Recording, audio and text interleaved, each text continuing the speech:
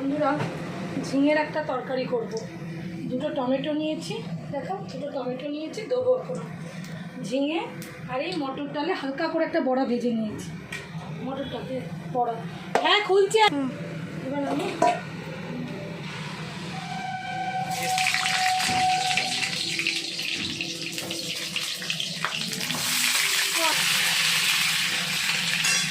মা, হ্যাঁ এটা কি সেই তরকারিটা? না, সর্ষে পোস্ত আর কাঁচা লঙ্কা বাটবো রেখেছি। কী বললো? আমি বলতে আসছিলিস? না না, ও এখানে আর খেতে হবে না, কোনো চিন্তা নেই। এবার আমি টমেটো দেবো। সর্ষে পোস্ত কাঁচা লঙ্কা বাটাটা দেখেছিস?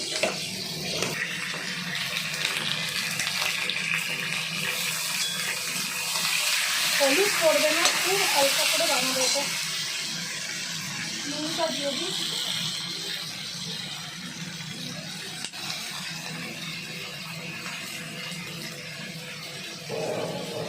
নুনটা দিলাম।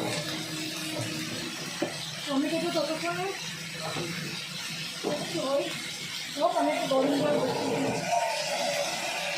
অল্প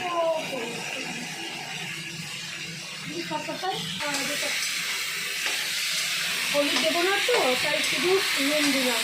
আর ওই সর্ষে পোস্ত কাঁচা লঙ্কা বাটাটা দেবো, যেটা আপনাদেরকে দেখালাম।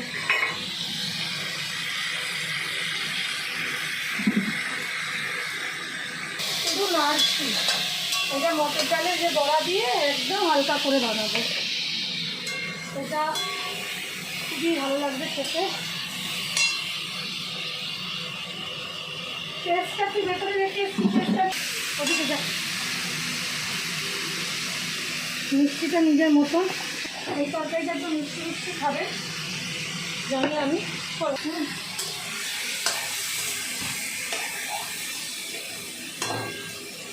এবার এখান থেকে সর্ষে পোস্ত বাটাটা দেবো। টমেটো খুব বেশি দেবো না, একদমই অল্প দেবো।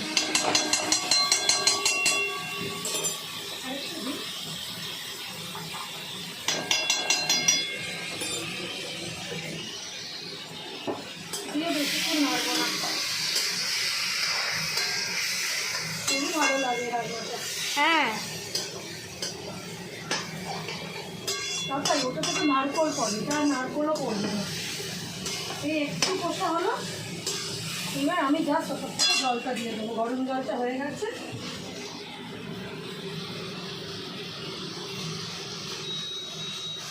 জলটা হচ্ছে দিয়ে দেবো।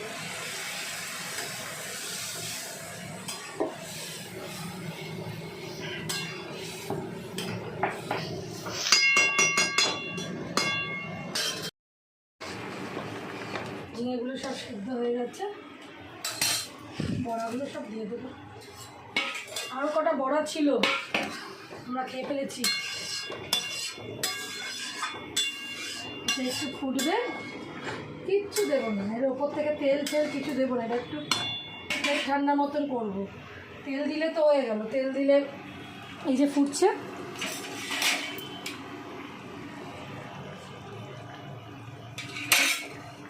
ফুটছে, একটু বাদেই নামিয়ে ফেলবো। এই যে বন্ধুরা, হয়ে গেছে আমাদের পাতলা ঝোল ঝিঙে আলু দিয়ে মটর ডালের বড়া দিয়ে। এবার আমি গ্যাস বন্ধ করব।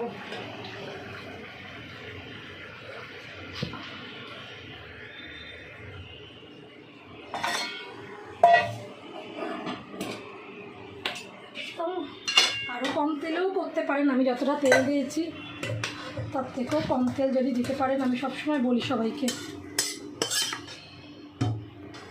আমার থেকেও যদি কেউ কম তেল দিয়ে করতে পারেন আরও ভালো, এটুকু ঝোল টেনে নেবে বড়।